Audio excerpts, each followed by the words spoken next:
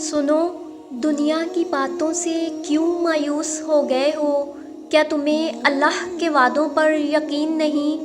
اللہ قرآن میں فرماتا ہے، کہہ دو میرے بندوں سے کہ دنیا کے کہے پر یقین نہ رکھو، میں وعدہ خلافی نہیں کرتا۔ کہہ دو میرے ان بندوں سے جنہیں میں دور لگتا ہوں، میں قریب ہی ہوں اور میں پکارنے والے کی دعا قبول کرتا ہوں۔ کہہ دو میرے ان بندوں سے جو نا امید ہوئے بیٹھے ہیں، ڈرو نہیں اور نہ ہی غم کرو، میں تمہیں بچانے آ رہا ہوں۔ کہہ دو میرے ان بندوں سے جو ہار گئے ہیں، میں کسی بھی جان کو اس کی طاقت سے زیادہ نہیں آزماتا ہوں۔ کہہ دو میرے ان بندوں سے جو کہتے ہیں میرے آنسو ضائع چلے گئے، میں کچھ بھی بھولنے والا نہیں ہوں۔ کہہ دو میرے ان بندوں سے جنہیں لگتا ہے میں خفا ہوں، نہ تو میں نے تمہیں تنہا چھوڑا ہے اور نہ ہی میں تم سے بیزار ہو گیا ہوں۔ کہہ دو میرے ان بندوں سے جو تنہا ہے، تم جہاں کہیں بھی ہو، میں ہمیشہ تمہارے ساتھ ہوں۔ کہہ دو میرے ان بندوں سے جو شک میں مبتلا ہیں اور در حقیقت میں توکل کرنے والوں سے محبت کرتا ہوں۔ مایوسی سے بچنے کے چند اہم طریقے ہیں: باقاعدگی سے قرآن پڑھنا۔ قرآن روزانہ پڑھنے سے دل سکون میں رہتے ہیں۔ قرآن پڑھنا معجزاتی طریقے سے آپ کی زندگی کو بدل کے رکھ دیتا ہے۔ قرآن پڑھنے سے دل بیماری سے پاک ہو جاتے ہیں، مایوسی جیسی بیماری سے بھی۔ قرآنی تفسیر پر آڈیو لیکچر سننے کی روٹین بنانا۔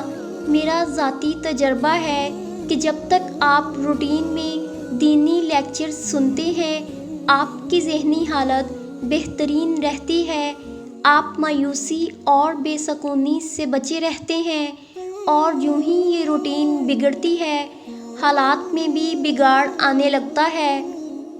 دن میں کئی بار اللہ کا شکر اور اس کی حمد بیان کرنا، دوڑتی زندگی میں دوڑنے کی بجائے پل بھر ٹھہر کر اللہ کی نعمتوں کی قدر اور ان کا خود کو احساس دلانے سے دل میں اللہ کے لیے محبت بڑھتی ہے، اور جہاں اللہ ہو وہاں پھر بے سکونی کیسے آ سکتی ہے؟ شکر مایوسی سے بچاتا ہے۔ صدقہ بھی مایوسی جیسی ان گنت بیماریوں سے بچاتا ہے۔ احادیث میں ہے کہ صدقہ بلاؤں کو ٹال دیتا ہے، اور مایوسی بھی تو ایک بلا ہی ہے، شیطان کی طرف سے آپ پر تھوپی ہوئی بلا۔ لوگوں سے مدد کا امیدوار بننا بھی آپ کو مایوس کر سکتا ہے۔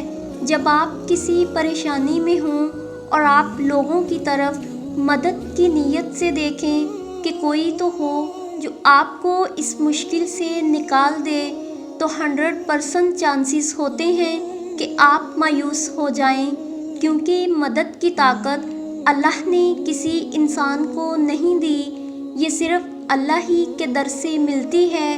ہاں، وہ لوگوں کو اس کی توفیق دے کر ذریعہ بنا سکتا ہے آپ تک مدد پہنچانے کا، لیکن پہنچانے والا ہی مسیحا تھوڑی بن جاتا ہے۔ جس نے بھیجی ہوتی ہے مدد، مسیحا تو وہی ہوتا ہے نا۔ دوسرے لفظوں میں، توکل صرف اللہ سے جوڑنے سے مایوسی سے چھٹکارا ملتا ہے۔ پتہ ہے، اذکار بھی مایوسی کو دور کر دیتے ہیں۔ لا حول ولا قوت الا باللہ پڑھنے، سمجھنے اور اس پر یقین لانے سے بھی دل کی بے چینی دور ہو جاتی ہے۔ اسی طرح قرآن و حدیث میں سکھائی گئی دعائیں بھی مایوسی کو بھگاتی ہیں۔ ایک اور اہم بات جو سمجھنی چاہیے کہ صرف قرآن اور حدیث میں بتائی گئی دعائیں پڑھ لینے سے معاملات کبھی نہیں سلجھیں گے کہ آپ نے دعا پڑھی اور یہ جادو ہوا، سب ٹھیک ہو گیا۔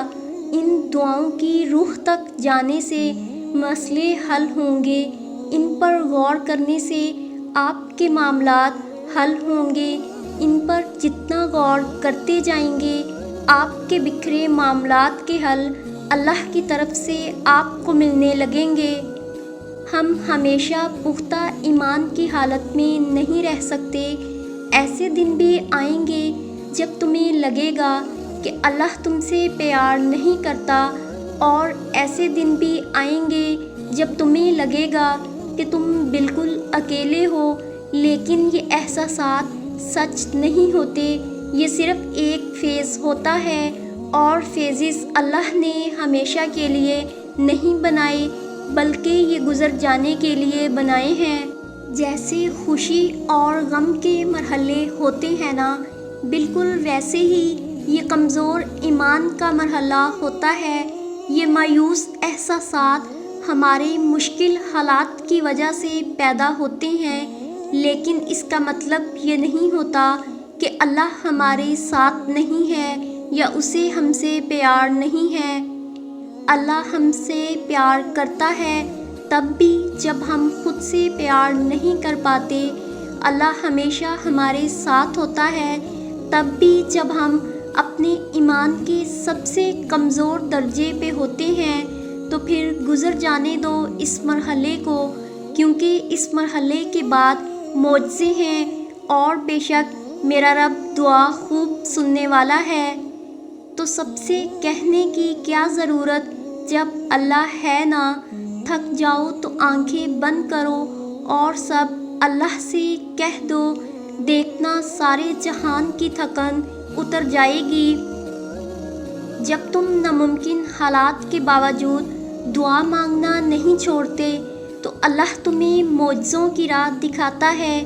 چاہے ساری دنیا مل کر تمہیں مایوسی کی طرف دھکیلے، تب بھی اگر تم اللہ پر کامل یقین رکھتے ہو تو اللہ تمہارے لیے غیب سے وسیلے بناتا ہے۔